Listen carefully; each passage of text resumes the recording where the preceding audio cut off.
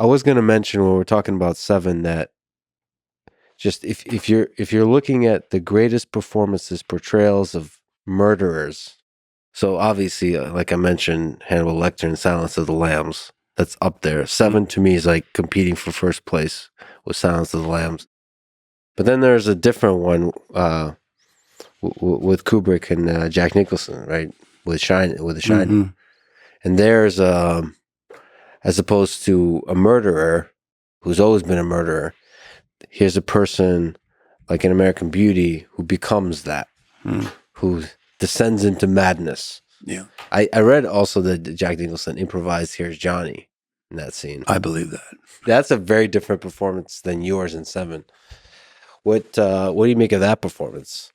Nicholson's always been such an incredible actor because he has absolutely no shame about being demonstrative and over the top, and he also has no problem playing characters who are deeply flawed, and he's interested in that. I have a pretty good Nicholson story, though. Nobody knows. You also have a pretty good Nicholson impression, but what's the story? Story is the story was told to me by a sound man, Dennis Maitland, who's a great guy. He said he was very excited because he got on Prizzi's Honor, which was Jack Nicholson and Angelica Houston, directed by John Huston. And he said, I was so excited. It's my first day on the movie, and I get told to go into Mr. Nicholson's trailer and mic him up for the first scene. So I knock on the trailer door, and I hear, yes, and come on in. And, I come inside, and Mr. Nicholson is changing out of his regular clothes, and he's going to put on his costume. And so I'm setting up the mic, and I'm getting ready, and I said, Mr. Nicholson, I just wanted to tell you I'm extremely excited to be working with you again. It's a great pleasure. And Jack goes, did we work together before? And he says, yes, we did. And he goes, what film did we do together? He says, well, we did Missouri Breaks.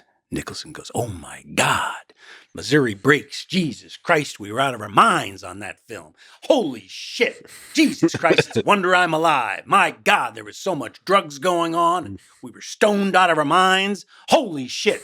And just then, he folds the pants that he's just taken off over his arm, and an eighth of Coke drops out onto the floor. Dennis looks at it.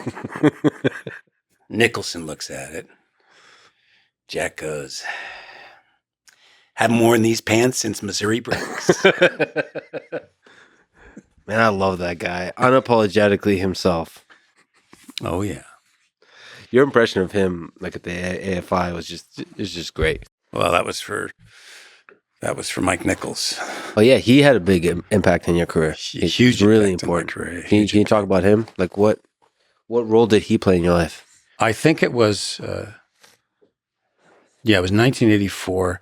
I went in to audition for the national tour of a play called The Real Thing, which Jeremy Irons and Glenn Close were doing on Broadway that Mr. Nichols had directed. So I went in to read for this character, Brody, who is a Scottish character.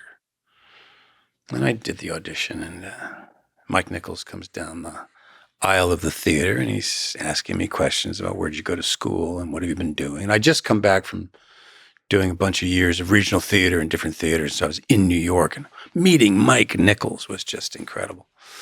So Mr. Nichols went, have you seen the other play that I directed up the block called Hurly Burly? And I said, no, I haven't. He says, why not? I said, I can't afford a Broadway ticket. He said, we can arrange that. I'd like you to go see that play, and then I'd like you to come in next week and audition for that. And I was like, oh, okay. So I went to see Hurly Burly. William Hurt, Harvey Keitel, Chris Walken, Candice Bergen, Cynthia Nixon, Jerry Stiller. And I watched this play. It's a play, David Ray play about Hollywood. This is crazy. I mean, Bill Hurt was like unbelievable. And it was extraordinary. Chris Walken, these guys were. So there's this Harvey Keitel. Walken came in later. Harvey Keitel's playing this part. And I come in and I audition for it. And Nichols says, I want you to understudy Harvey Keitel. I want you to understudy Phil. And I'm like, Phil? I mean, Harvey Keitel is like, in his 40s. He looks like he can beat the shit out of everybody on stage. I'm this like 24-year-old. And Nichols said, it's just all about attitude. If you believe you can beat the shit out of everybody on stage, the audience will too. It's like, okay.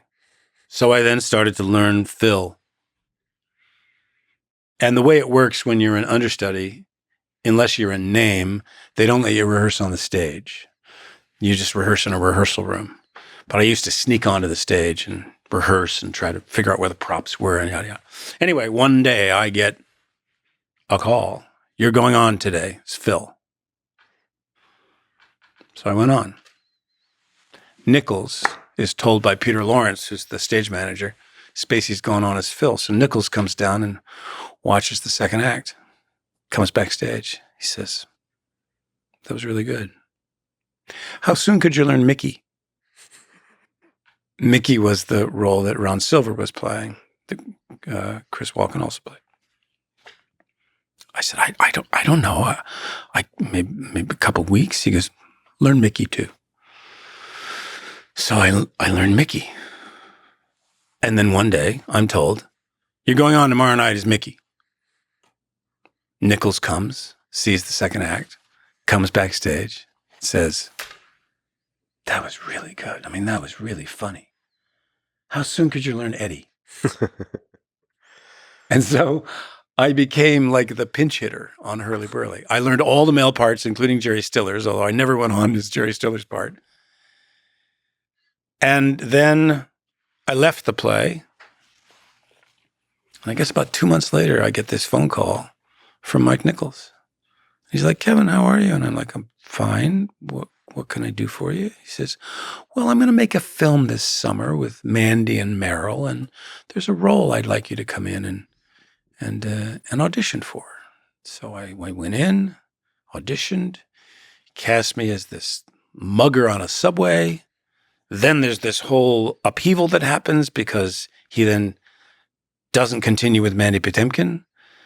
Mandy leaves the movie, and he asked Jack Nicholson to come in and replace Mandy Patinkin. So now I had no scenes with him, but I'm in a movie with Jack Nicholson and Meryl Streep. And my first scene in this movie, which I shot on my birthday, July 26th of 85, I got to wink at Meryl Streep in this scene. And I was so nervous. I literally couldn't wink. Nichols had to like calm me down and help me wink. But that became my very first film.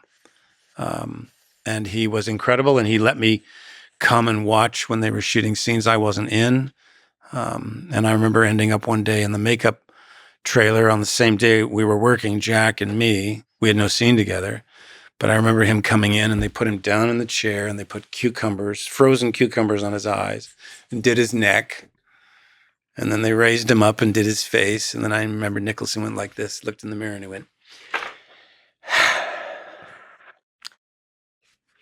another day, another $50,000.